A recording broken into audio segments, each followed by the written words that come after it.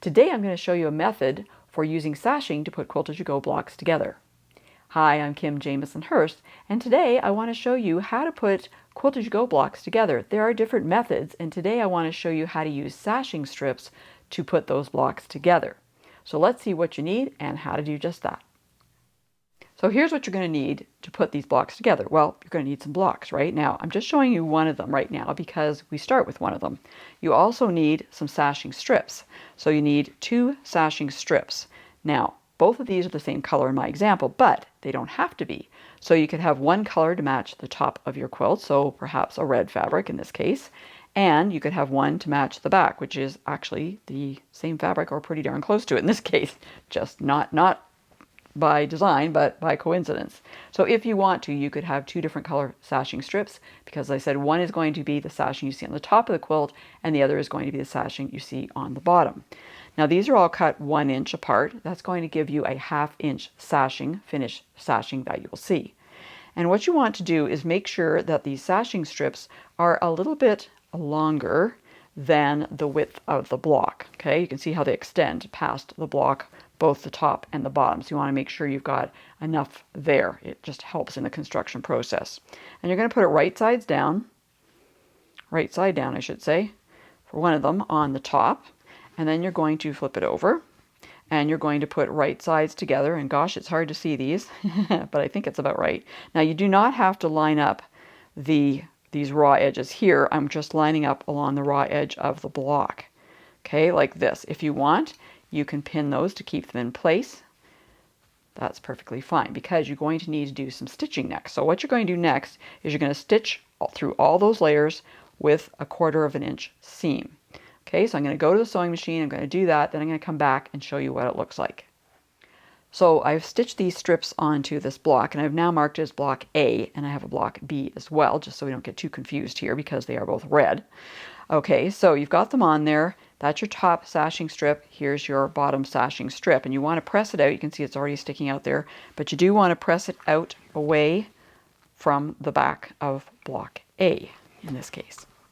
All right, so it's sticking out there. So the next thing you want to do is you want to take the 2 blocks and you want to put them together back to back, as it were. Okay, now you do want to try and line up the edges. Sometimes the easiest way to do that is by the outer edge here, because you got that sashing in the middle. But try and line them up as best you can, okay? Because the next step is to actually do some more stitching.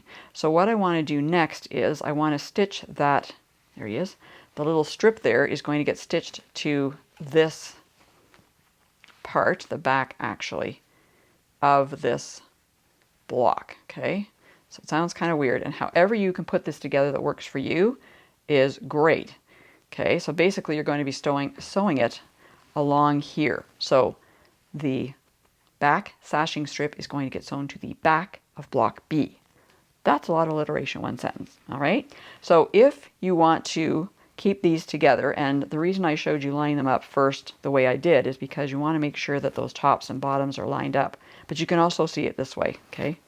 So you can see that I'm trying to line them up as best you can, all right, before you stitch them together. Now you probably want to pin this, or you can use some seam-align glue. I like to do that and just run a few little dots along here. If you don't know what seam-align glue is, check the description below because I'll have a link to that product. I use it in a lot of my different projects. It works really well for holding things together really, really well before you go to stitch them. So once I've got them together there, then I need to go to the machine and sew a 1/4 inch seam there, and I'll do that, and then I'll show you what the result is in the next steps.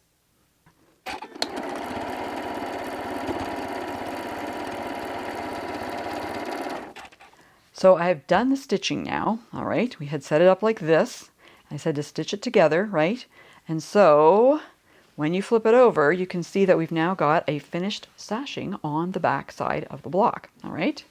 Flip it over to the front, you don't have that. You still got this thing hanging around, right? We have to do something about that, don't we? But you can see the sashing on the back is now complete, all right?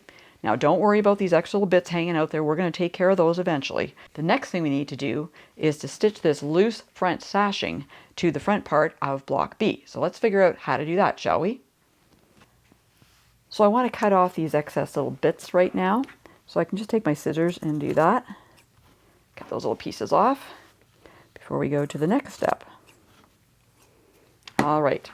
So you can see we've got this loose sashing strip here. We need to do something with that. And hopefully we're going to be covering over on the next block so that that sashing will now be on the front all finished. So what you want to do here is you want to fold your edge in, your raw edge in about 1/4 inch. Okay, so if you haven't stitched a perfect 1/4 inch, and I probably really haven't, that's okay. All I'm trying to do is to fold this raw edge in enough so that when I pull it across, it's going to cover that stitching, okay, when we had joined the sashing strip on the back of the block.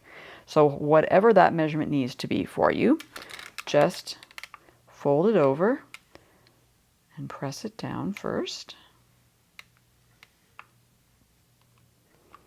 Okay, and then just double check to make sure it's going to cover everything all right, so that the blocks are just going to still lay nice and flat. I think that could be out a little bit more on this side. And then once you've got it all down, you're going to probably want to pin that, or I like to use my seam-align glue to hold that down. That looks better.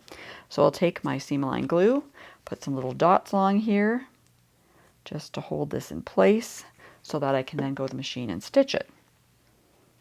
And by the way, when you're doing this technique, if you have a walking foot, this is a good time to use it.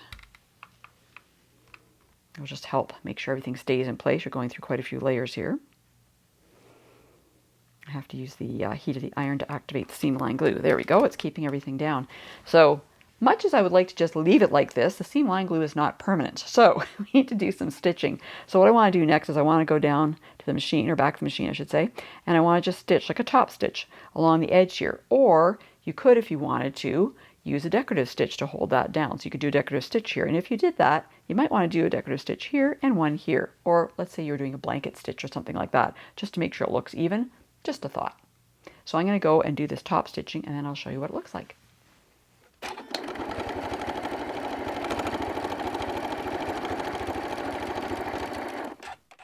So I've done this top stitching along the edge here.